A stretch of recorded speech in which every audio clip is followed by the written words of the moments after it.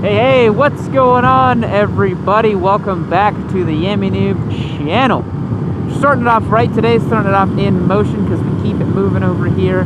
Topic of today's video is talking about buying your very first motorcycle.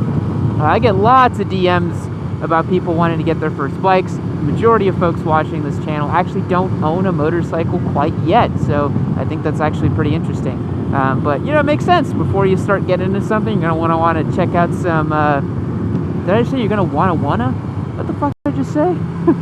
Before you get into something, you're going to want to check out videos and see if it's for you and see if you want to get into this lifestyle and this hobby. So today I thought I'd impart some tips and tricks and ideas I have about buying a motorcycle, kind of, you know, situational things as well, depending on where you are in your life and that sort of thing. But if you haven't hit, drop a subscribe on the channel. It does help me out. We don't have our big, you know, I'm getting a Hayabusa at 1 million subscribers mark anymore. I already have a Hayabusa, but that will be being turboed one day soon. But without further ado, let's get into this. So I get a lot of DMs about people being like, Yammie, I want to get my first bike. What do I do? How do I do it? Blah, blah, blah. That's probably second only to the DMs I get of people sending me like a paragraph about their situation and then like 3 different bikes they're thinking about and which one I think they should get, which I've always found kind of funny. I'm like, I don't know enough about you in one paragraph to know what bike you should get. And also, you know, not to get all up on a soapbox about it or whatever, but buying a motorcycle is a very personal thing. You got to think about what bike it is that you want, what bike speaks to you, and what bike you ultimately see yourself riding, you know? So, for example, even though I'm a diehard Triumph guy, I love my Triumphs. I'm on my 3rd Daytona 675R. I love the platforms, love the triple. I'm on a Ducati Scrambler instead of a Triumph Scrambler because I rode this one and I rode the Triumph one and I like this one more. I just like this bike more and it speaks to me more. So let's think about this, okay? Let's say you're a young person, like 16 to 18 type of thing, right? Maybe you got your first job, you're making some money. Well, not a lot, but you know, you're making some money. You're 16, 17 years old. You're not going to be making, you know, 100 racks a year at 16 or 17, unless you're a very exceptional individual and you've slaved yourself to capitalism in some fashion. But, you know, maybe you're making a little bit of cash, having some fun. Oh, Copper got someone up here. Glad it's you and not me, buddy. So yeah, let's say you've saved up for a little bit. Maybe you got $1 grand or 2 in your pocket. And you're like, hell yeah, Yammie, I'm going to go get a bike. And I think that's great. Go get a bike. Go check it out, see if it's for you, see if you like it. But the thing to remember also is, you know, when you're that young and you're making, you know, maybe a couple $100 every 2 weeks or whatever it is that you guys make nowadays, it's, boy, it's really tough to support a motorcycle hobby. Now, it's not to say that it's impossible, and this is something I want you guys to keep in mind here as well. I am talking about an American perspective on this. I'm not talking about a, you know, is that a cop? Jeez, I don't know how many cops are out here today. No, I don't think it's a lawnscaping guy. I'm not even speeding. Why am I worried? So, I'm talking about an American perspective here today, so not a European one. And I'm going to be focused on that because you guys have a whole different set of situations. You're limited to your A1, your A2 licenses. It's a whole different ballgame, so I'm going to focus on Americans today. But if you want to check out my opinions and thoughts about the A1, A2 licenses system, I do have a video on that on my channel. So, again, let's say you've saved up a couple grand. You are 17, 18 years old. You could totally get a bike as long as your parents are into you getting that. That, I think, is the hardest challenge when you're that young and you're not completely independent, is if you're living under someone else's roof and they are your parents and or your guardians, whatever they are, and they obviously care very much about you, if they don't want you to own a motorcycle, man, it's going to be tough to continue living there and to not own a motorcycle, or to own a bike, rather. I think it's going to make it really, really tough. So my opinion for the young bucks out there, if your parents are cool with you getting it, go ahead and do it, but just know that getting that bike is going to be tough. It's going to be a lot more than just the initial purchase price of the bike. And also, $1,000, $2,000, you can get a bike, but you have to ask yourself, what kind of bike am I really getting? Is it a bike that I actually want to own, or am I just getting a bike to get a bike? Second category of folks I want to look at today are those who are, you know, maybe in college, maybe they make a little bit more cash, maybe they are independent and, you know, as much as a college kid can be, and they're like, oh, Yammie, you know, I definitely want to go take out a loan, I want to go get my bike, and blah, blah, blah. And this is what I was saying about earlier, where a single paragraph about your situation doesn't tell me enough about you to understand what you should and shouldn't do, right? If you are 20 years old and you make a couple $100s a week or whatever it is, and you want to take a loan out for a $6,000 motorcycle, I think that's a bad idea, because you're just going to get yourself into trouble with debt when you don't need to, and your interest rate's probably going to be pretty high relative to your age. So you're probably going to be spending, you know, a couple $100 a month just on that payment, and a lot of that's just going purely to interest. It's not even to the principal of the bike, and it's a completely depreciating asset as well. You're not going to make any of that money back. You're just going to lose money on that motorcycle. So I think if you're in the college kind of, you know, 20 to 21-year-old range, me personally, I know it's really hard to hear this, but just like wait a year or two until you get a good job or a decent job out of school. It doesn't even have to be a good job. You can just get a job that pays enough money for you to start doing some stuff, making some moves. And then once you have that, then you can really start to have fun with motorcycles. Because I'm really glad, for example, my situation, right? I'm really glad I waited, and my dad kind of made me wait until after college to go and get my first motorcycle. It would have probably been a pretty bad idea for me to have taken out a loan when I was like 20 years old and still in school and trying to focus on school and gotten a bike. That probably wouldn't have been the best idea. So I'm really glad he kind of nudged me in the right direction and said, hey, you know, you're like a year away from graduating, just wait, you'll get a job, and then you'll start making some decent money, and then you'll be able to, you know, buy the toys and do the stuff you want to do. And guys, don't get me wrong, it doesn't fall on deaf ears, or I'm not silly to think that the economy isn't in the complete hole right now, and the college kids, unless you're like a STEM major, basically have no chance of getting like a good job. I understand that. So, you know, I don't want it to make it out to seem like, oh, you graduate college and you get a job making $100,000 a year and you're all set and you can buy all the fun toys you want. It took me quite a bit of time after college to get to a point where I could, you know, buy multiple motorcycles or have fun or go to track days or travel and do the stuff I wanted to do. Oh, apparently I have to slow down. I'm going like 35, so I don't know how I have to slow down for. So the next category that I want to discuss are folks that are, you know, right out of school. Maybe you are, you know, getting to the point where you've got some money saved up and, you know, you want to go get a bike and get into it. Awesome. I think that's great. Here's again where it's like, Dan, it really depends on your personal situation. It depends a lot on your financial situation as well, whether or not you should finance the bike, buy it cash, etc., etc. Right now, interest rates are insanely low. If you have a decent credit score, you can probably swing a loan on a bike for like 3 or 4% or lower, and you know, that's a great deal in my opinion, because you could then take the savings and put it in a mutual fund and net way more than that every year. So if you are able to and you're old enough, definitely go and check out loans for different motorcycles, because that's going to make it to where it's going to be a lot more financially savvy to do so. Never give up cash if you don't have to, my dudes. Using someone else's money at a low interest rate is always preferential to paying for stuff in cash. Yeah, that's my take on that. The other thing to think about too is, you know, the question of, oh, should I get a used bike or should I get a new bike?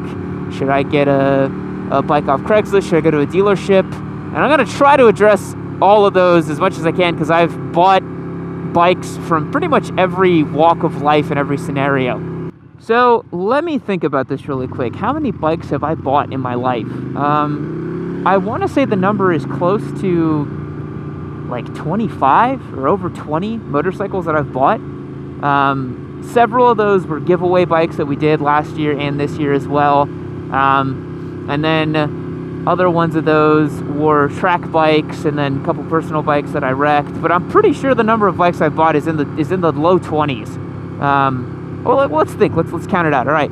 So I had the Yamaha R3, the Daytona, the FC09, Daytona 2.0, the Hentai Hornet, the FC07, the RC390 giveaway bike, my personal Trek Daytona, the Ducati Scrambler Desert Sled, the giveaway R3, the giveaway SV650, the man, what came after that? Oh, the Ninja 400, the CB650, the DRZ 400, the Track RC390, and I think that's it. I think that was 15, right? No, or was that 20? I don't know. I've bought a lot of bikes. So anyways, what's the point I'm trying to make? So there's pros and cons to every way of buying a bike, right? Whether you buy it off a buddy of yours, out of a dealership, off of Craigslist, pretty much all of them have pros and cons. So when you buy from a dealership, you know, typically you're buying brand new, so you don't have any reliability headaches or any maintenance headaches really if you're buying a brand new bike. You know, sometimes they have weird things that happen to them. You might encounter a situation where, you know, you buy a new bike and, you know, for whatever reason, maybe it has a recall or maybe it has an existing factory condition. But that's pretty rare. Out of all the new bikes that I've bought, only one of them had an issue. The very first Daytona that I bought had a weird electrical problem and I had to get that sorted out.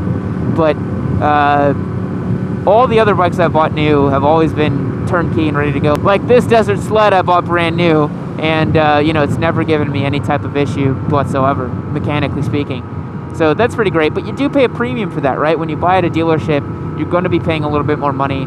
And also, the thing that I see a lot about is, you know, people when you buy off a dealership, they're just like, oh, you got to negotiate. You got to, you know, get in there and lowball them. But the thing is, if you're buying a bike that is very high in demand, there's not going to be much of a negotiation, right?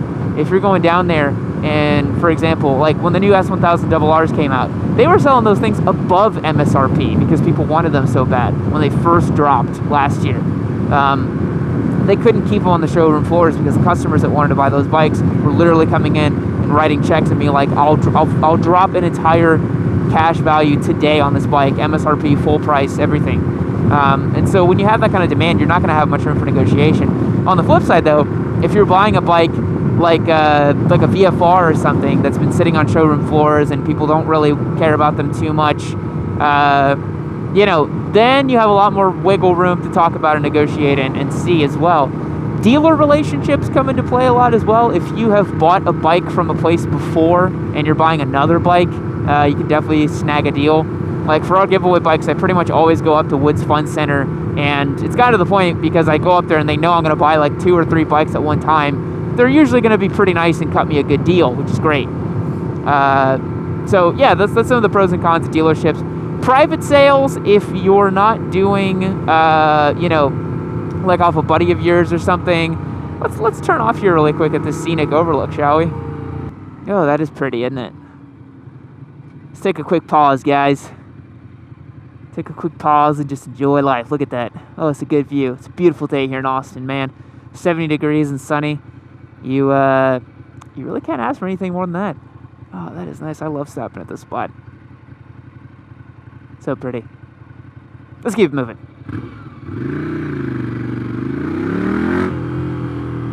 Private sales are trickier. If you're buying it off a buddy of yours, that's usually preferred, because then if something happens with the bike, you can go and bug them and be like, hey man, this thing broke on this bike, or hey man, the fuel line is leaking, or whatever the hell. If you're buying off of Craigslist, you're always taking a bit of a gamble. You're always gambling a little bit on what that bike's going to be like. Perfect example, you know, I bought the Hentai Hornet off of Craigslist, $1,500, Honda CB900F. Was supposed to be a relatively clean motorcycle, but you know, you got it back and it's just an absolute nugget of a bike, just completely uncared for, completely you know, trashed motorcycle. So that's not a good situation to be in. So buying private is always a bit of a gamble. Just keep that in mind. You can definitely find good bikes on Craigslist. I've bought some good bikes off Craigslist. I've bought some good bikes from private sales.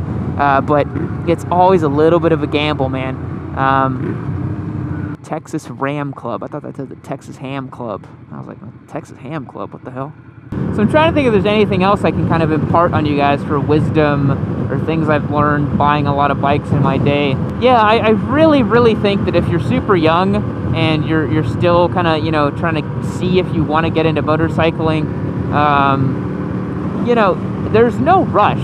Like, I know that it seems like everything has to happen right now, otherwise life isn't exciting, but man, there's really no rush. If you want to take your time and you want to, you know, really think about what you're doing and save up and prep and prepare to the point when you're going to do that big move and get that bike that you've always wanted to get, you'll be in a much better spot to actually do that than if you kind of just rush it and just pick up a bike off Craigslist that's going to give you a big headache and it's not going to be fun to ride. I would also caution you guys, there was actually a great podcast on Revzilla about this, about whether you should buy a vintage motorcycle as your first motorcycle. And, you know, they had Ari Henning and Joe Zito and Spurgeon on the podcast. And, man, I respect the hell out of those guys, especially Ari Henning. Like, amazing motorcyclist, amazing DIY and mechanic and all that other kind of stuff. And really knowledgeable guy. But for me personally, I would not recommend a vintage motorcycle as your first bike if you want to get into actually riding the thing. You know, because I feel like if you are constantly worrying about whether it's going to run or not, or whether, you know, it's something's off about it, or, you know, you're going to be in the garage constantly, to me, that's not fun. I don't think it's fun to jump on a bike and hope to God that it works every time. Like, I enjoy riding motorcycles. I don't really enjoy stressing about them and worrying about them. And it's why most people who have vintage bikes, it's not their only motorcycle. And it's certainly not their only form of transportation. They're usually project bikes. They're usually pet bikes. They're usually things that you want to care for and make better over time and just really appreciate. You know, like literally every guy I know that has a vintage motorcycle has a tried and true kind of steed in his garage that is going to take him where he needs to go and is reliable and works well. Hell, I've even seen guys who have, you know, modern classics and their actual vintage bike. You know, they have like a Bonneville from like 2019 Bonneville, but then they also have like a 1958 Bonneville or something like that. So, you know, that's cool.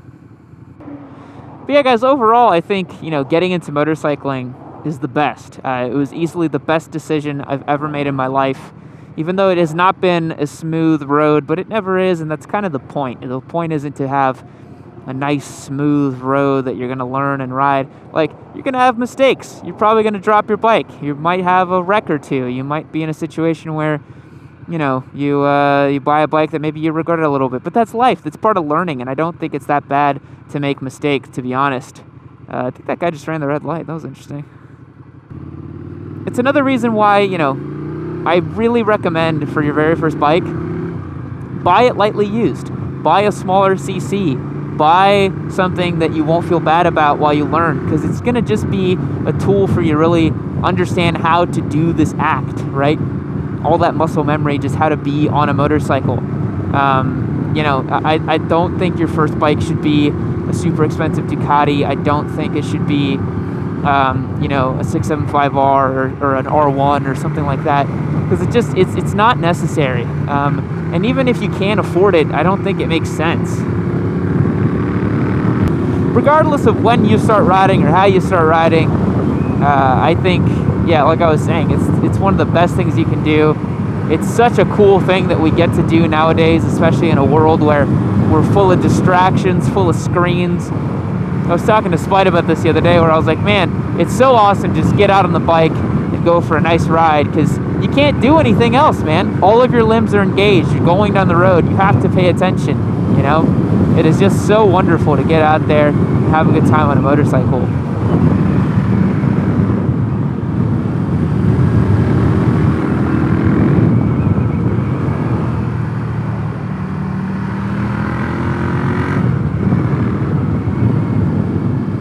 So anyways, guys, hope you enjoyed this video. Hope you got something of value out of it. If you haven't yet, hit subscribe on the channel. Make sure you check out YammieNoob.co for the motorcycles we're giving away for free.